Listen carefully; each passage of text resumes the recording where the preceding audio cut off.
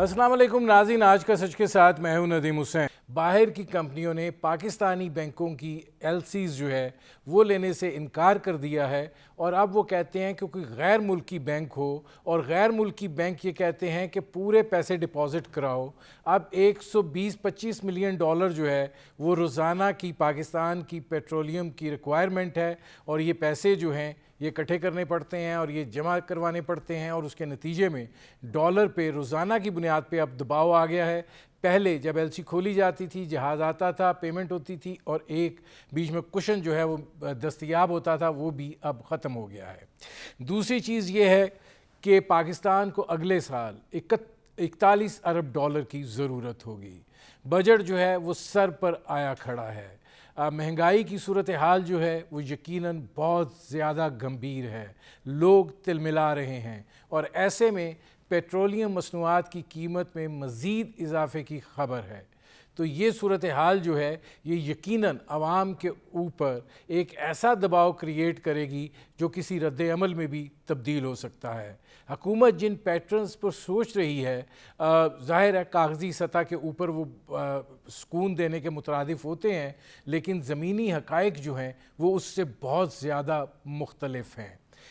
ये क्यों कर जो है वो बेहतर हो सकता है क्योंकि मिफ्ता इस्माइल साहब मुस्कुरा कर कह सकते हैं कि पेट्रोलियम प्राइसेस में इजाफ़ा होगा।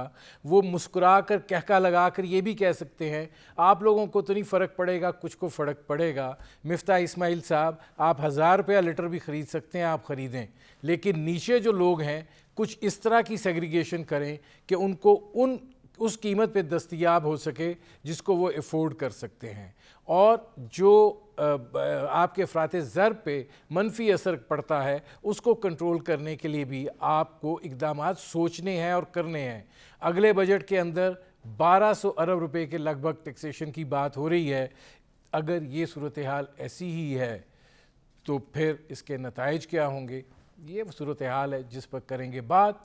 मेरे आज के मेहमान पाकिस्तान की मईशत पर गहरी नज़र रखते हैं, पाकिस्तान की मईशत की नब्ज़ पर उनका हाथ है, वो सूरत हाल को बहुत अच्छी तरह समझते हैं और उनकी कही हुई बात और उनका किया हुआ तजिया जो है वो अपनी जगह के ऊपर वज़न रखता है और वो एक ऐसा काबिल कबूल तजिया होता है कि जिसको हमायत करने वाले और मुखालिफ दोनों यानी हुकूमत और अपोजिशन जो हैं वो दोनों यकसा तौर पर उस चीज़ को तस्लीम भी करते हैं।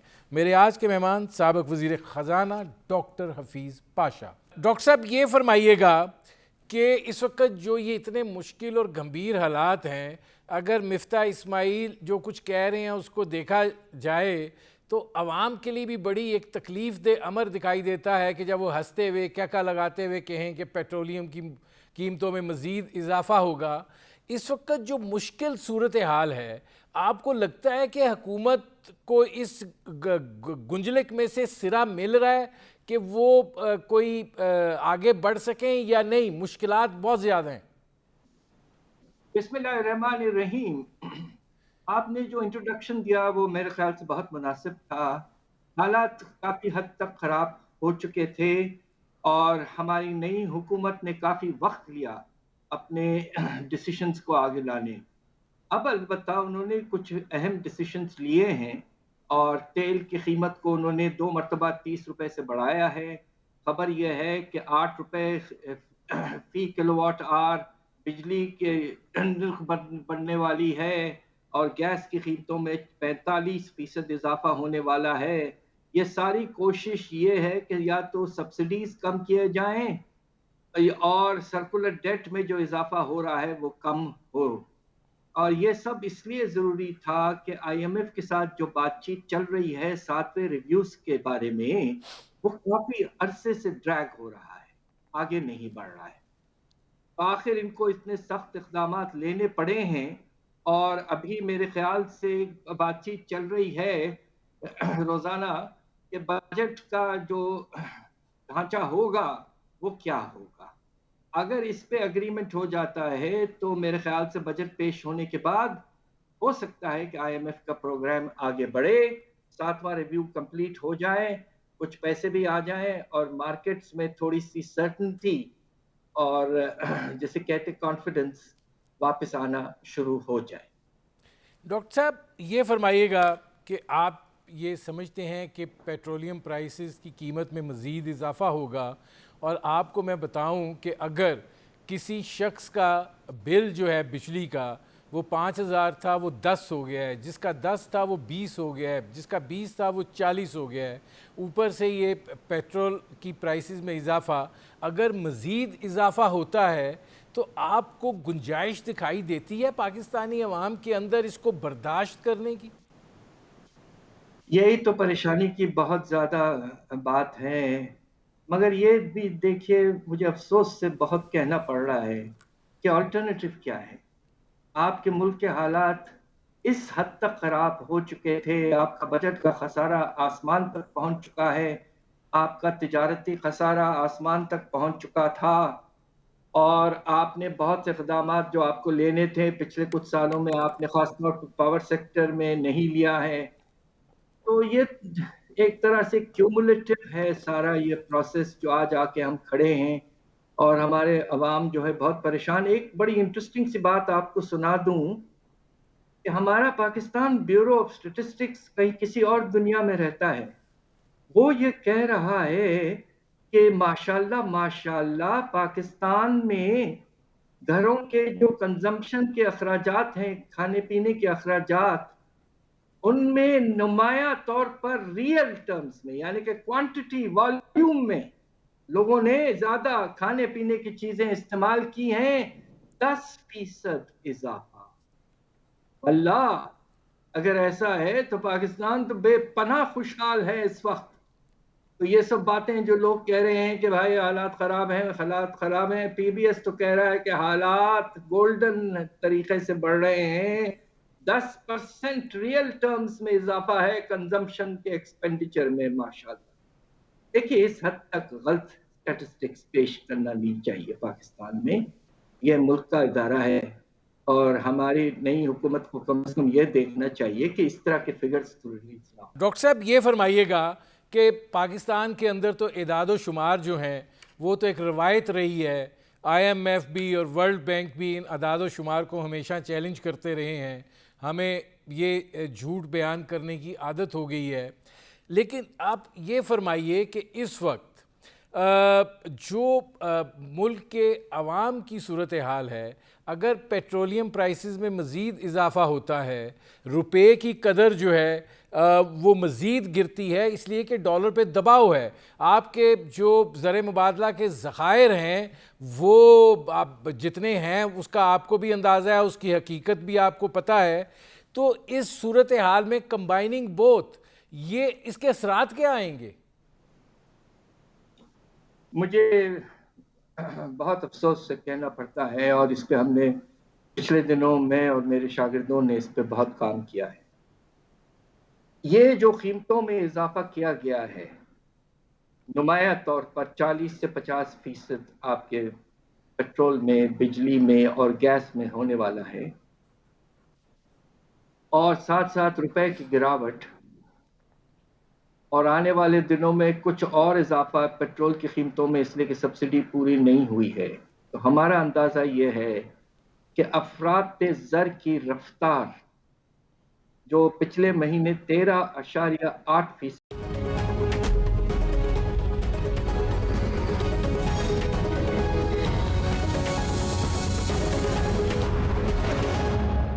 Welcome back. अच्छा डॉक्टर साहब ये फरमाइएगा कि IMF की शराइत जिस तरीके से और जैसे उनके कहने के मुताबिक बड़ी फरमाबरदारी के साथ हम ये नाफुजुल अमल कर रहे हैं, आपको क्या इम्कानात दिखाई देते हैं कि IMF के साथ मुआहिदा आगे बढ़ पाएगा? क्योंकि उसके नतीजे में ही आपके बायलैटरल और बाकी चीज़ें जो हैं वो आगे बढ़नी हैं, क्योंकि मज़ीद ताख़ीर तो पाकिस्तान को बिल्कुल एक बड़ी खौफनाक सूरत हाल में धकेल देगी।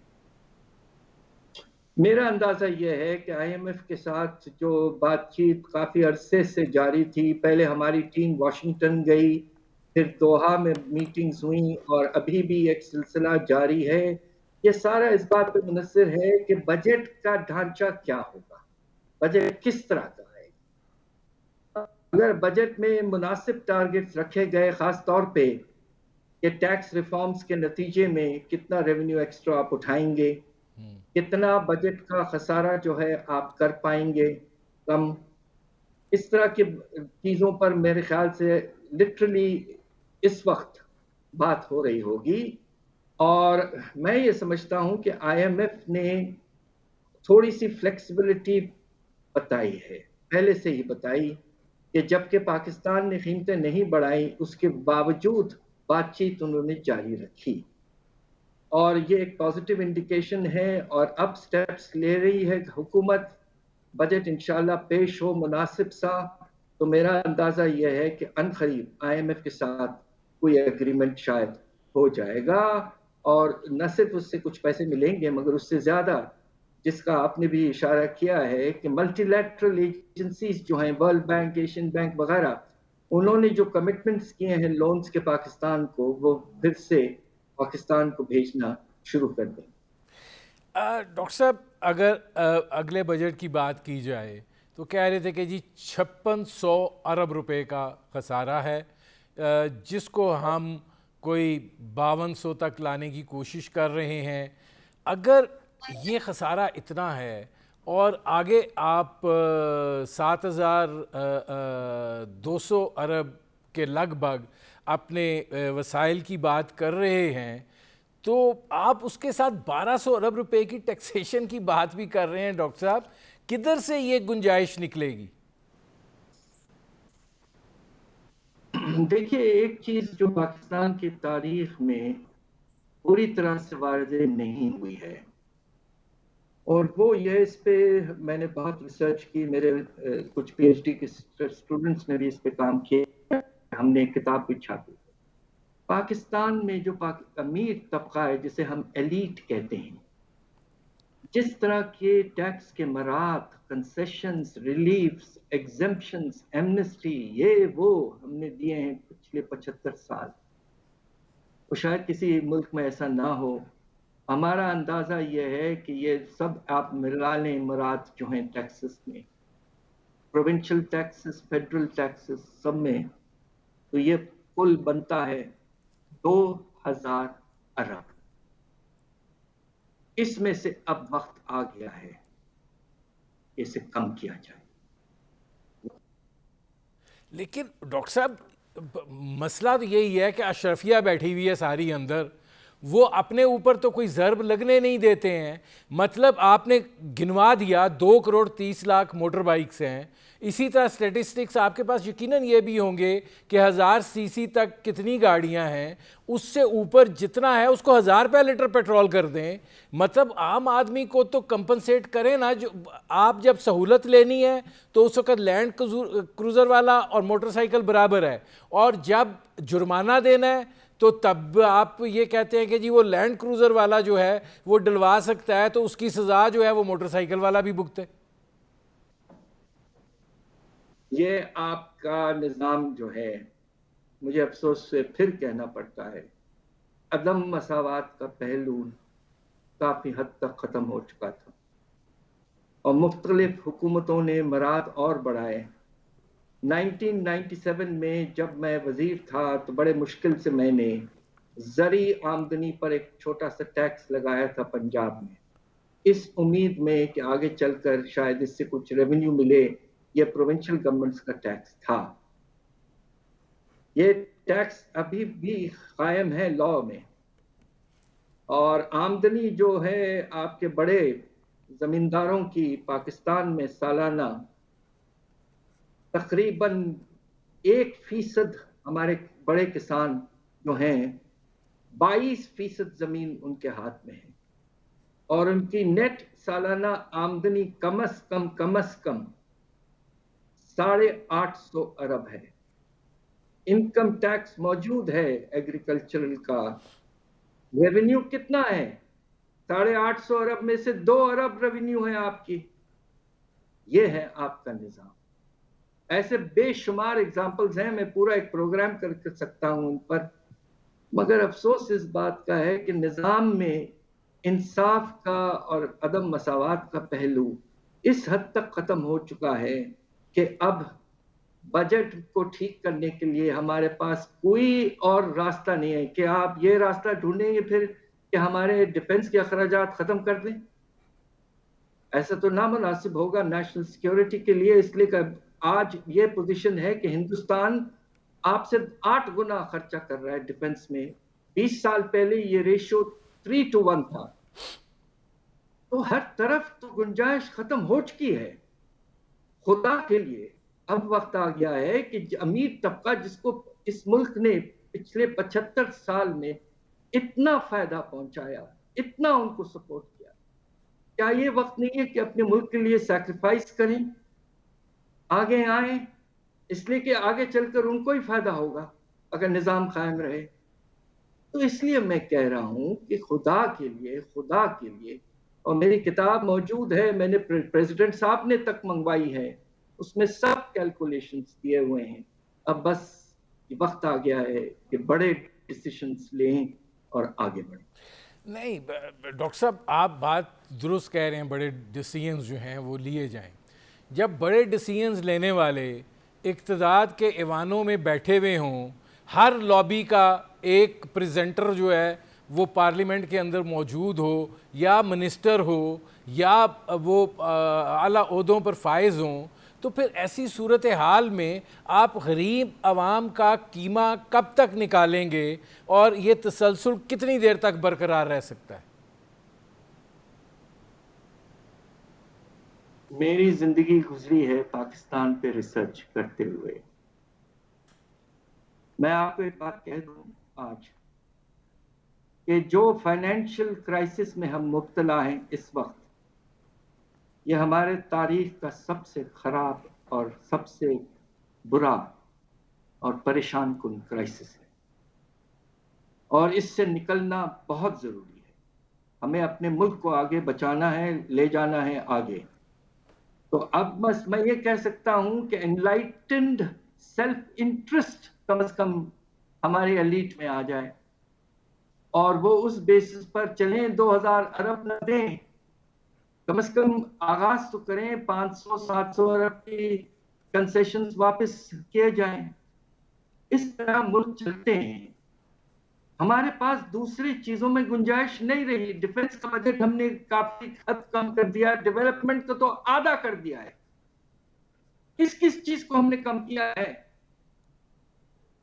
प्रायोरिटी जो है? तो इसलिए मैं मजबूरन कह रहा हूं, मैं सियासी नहीं हूं, शख्स नहीं हूं, प्रोफेसर हूं। एज ए प्रोफेसर मैं हाईलाइट कर सकता हूं कि पाकिस्तान का सबसे बड़ा डायलेमा क्या है। डायलेमा ये है कि मुल्क के रिसोर्सेस को प्रीएम्प्ट किया गया है by very very aggressive avaricious elite, and the time has come कि उसे खत्म किया जाए। नाज़रीन, डॉक्टर हफीज़ पाशा साबिक़ वज़ीर ख़जाना से हमारी गुफ्तगू जारी है। वक्त हुआ एक मुख्तसर से कमर्शियल ब्रेक का। मिलते हैं इस वक्फे के बाद।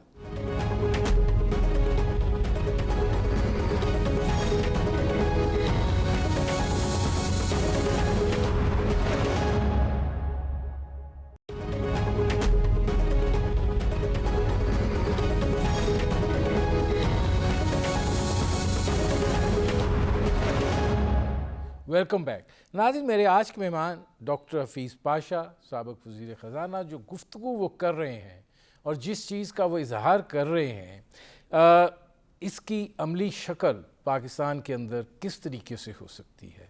जब पाकिस्तान पर उमरा का ही कब्ज़ा हो, जब पाकिस्तान पर अलीट का ही कब्ज़ा हो और पाकिस्तान यरगमाल हो मफादात के तहत चलने वाले निज़ाम का, तो डॉक्टर साहब से फिर मेरा यही सवाल है कि डॉक्टर साहब बात अब बिल्कुल ठीक कर रहे हैं कि अशराफिया अपनी जेब में हाथ डाले। आपने पेट्रोल इतना महंगा कर दिया है, बिजली इतनी महंगी कर दी है, गैस इतनी महंगी कर दी है, आपने महंगाई इतनी कर दी है। आप आम आदमी जो है उसके सकत से बाहर हो गया है, उसकी कुव्वत इस्तात से बाहर हो गया है।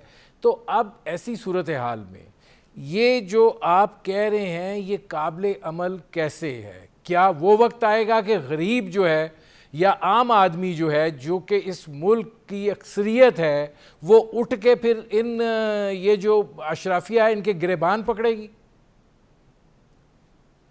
देखिए, इसलिए मैं कह रहा हूं कि वक्त आ गया है कि हमारे अशरफिया को अपने सेल्फ एनलाइटेंड इंटरेस्ट में, अपने मफाद के लिए सिस्टम को कायम रखना है।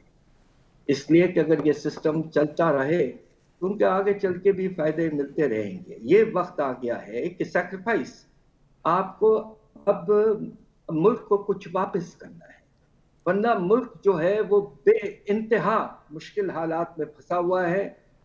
हमारे करोड़ों लोग जो हैं बेरोजगार हो गए हैं और गुर्बत के लकीर के पीछे वापस चले गए हैं। कुछ कोविड के बाद में हालात बेहतर हुए थे, फिर से उसी तरह और खराब हो चुके। तो ये वक्त आ गया है कि पाकिस्तान की लीडरशिप जो है, हमारी सिविल और मिलिट्री लीडरशिप, दोनों मिलकर साथ बैठें, एक कंसेंसस अपना डेवलप करें। जिस तरह हमारे प्राइम मिनिस्टर साहब ने नेशनल डायलॉग की बात की है और उससे पहले उन्होंने चार्टर ऑफ द इकोनॉमी की बात की है। इस वक्त कम से कम 11 पार्टीज हुकूमत में हैं, उनके पास 70% के वोट है। आगे बढ़े, एक अच्छा सॉलिड सा सोचा हुआ एक ऐसा रिफॉर्म का प्रोग्राम लाएं जिसके नतीजे में हमारे मुल्क में हालात बेहतर हों और आगे चलकर उसी एलीट को ही फायदा भी मिले। डॉक्टर साहब, आप बजट के अंदर जो बजट आ रहा है उसमें क्या गुंजाइश देख रहे हैं कि ऐसे इकदामात नहीं होंगे कि जिसके नतीजे में ये जो अब इंसानियत सिसक रही है ये बिलकना शुरू कर दे, और मतलब ऐसी आपको उसमें रोशनी दिखाई देती है कि ठीक है, जो टफ मेयर्स थे वो हो गए हैं, अब कुछ इस्तेकाम की तरफ जाना है, तो कुछ आपको उसमें रोशनी दिखाई देती है? ये इस पे डिपेंड करता है कि हमारा जो बजट आता है उसमें जिस तरह मैंने कहा प्रोग्रेसिव टैक्सेशन की पॉलिसीज लाए जाएं, जो रोज़ाने के खर्चे हैं उनको कम किया जाए। आज हुकूमत ने कुछ अनाउंसमेंट्स भी किए हैं कि खर्चे किस तरह कम करेंगे, ये अच्छी बात है, बहुत मुनासिब है। और कम करना है। देखिए, अगर आपको आगे बढ़ना है तो आप अगर तिजारती खसारा जो है आपका, वो इस पे भी मुनस्सिर है कि बजट का खसारा कितना बड़ा होता है। इन दोनों में एक रिश्ता है। जब बजट का खसारा ज्यादा होता है तो तिजारती खसारा एग्रीगेट डिमांड बनने की वजह से बढ़ जाता है, और इस साल यही हुआ है कुछ हद तक। लिहाजा बजट के खसारे को कम करना है। और हमें जो इस बात की इस वक्त परेशानी है कि रोजाना के खर्चे ज्यादा कम करने के बावजूद इस वक्त हम अपने डेवलपमेंट के अखराजात को बहुत कम कर चुके हैं। पिछले 5 साल में तकरीबन आधे कर दिए गए। तो इससे तो आपने आगे चलने की जो गुंजाइश थी तरक्की की और शरह नमू को बढ़ाने की, वो आपने बहुत हद तक कम कर दिया है। तो आपके एक्सपेंडिचर की प्रायोरिटीज में भी तब्दीली बहुत जरूरी थी। अब हम ये देखना चाहते हैं कि इस बजट में इकोनॉमी ड्राइव का तो जिक्र किया है आज, बट उसके नतीजे में कितनी सेविंग होती है वो हमें बताएं, और ये सेविंग जो है इसको भी रिलीफ की तरफ। डॉक्टर साहब, आखिरी सवाल ये फरमा दीजिए कि जून के तीसरे हफ्ते की बात कर रहे हैं मिफ्ता साहब, आपको लगता है कि पाकिस्तान की जो करेंसी है जिस तेज़ी से रोज़ाना के हिसाब से बेकदर हो रही है, वो जून के तीसरे हफ्ते तक सस्टेन कर पाएगी, दबाव को बर्दाश्त कर पाएगी, या ये कि हम रुपए की जो बेकदरी है डॉलर के मुकाबले में वो उस इंतहा पर देखेंगे कि जो फिर हमारे बस में ही ना हो? हुआ ये है कि जब हुकूमत ने सख्त इक़दाम लिए तो कुछ दिन आपने देखा कि रुपए की कदर में इजाफा हुआ। अब क्या हुआ है पिछले 1-2 दिन से कि जिसे कहते हैं ना अंग्रेजी में र्यूमर्स फैलाए गए हैं कि खुदा न खास्ता स्टेट बैंक जो है वो फॉरेंसिक करेंसी अकाउंट्स और रोशन डिजिटल अकाउंट्स वगैरह से पैसे निकालने की आपको इजाज़त नहीं देंगी, फ्रीज़ कर देंगी। इसकी वजह से एक पैनिक है। दूसरी तरफ एक और वजह भी है कि आपको अपने फ्यूल के इंपोर्ट्स को तेज़ी से बढ़ाना है और उनकी कीमतें आसमान तक जा चुकी हैं। एलएनजी की कीमत को 4 गुना बढ़ चुकी है, पेट्रोल की कीमत को 1.5 गुना बढ़ चुकी है और आपके पास इंपोर्ट्स के पैसे नहीं। आपने खुद ज़िक्र किया कि बैंक्स एलसीज एक्सेप्ट नहीं कर रहे हैं। इसलिए भी ये अनसर्टेनिटी का एलिमेंट बहुत बढ़ गया है। बजट अच्छा आए, फौरन आईएमएफ से बातचीत मुकम्मल हो और एक अनाउंसमेंट आए, इंशाल्लाह फिर हालात कुछ संभलना शुरू हो जाएंगे। बहुत शुक्रिया डॉक्टर हफीज़ पाशा। मेरे प्रोग्राम का वक्त ख़त्म हो रहा है। ये थे पाकिस्तान के साबिक़ वज़ीर ख़जाना डॉक्टर हफीज़ पाशा। आपने उनकी गुफ्तगू सुनी। अब तक के लिए इतना ही। इजाज़त दीजिए। अल्लाह हाफ़िज़।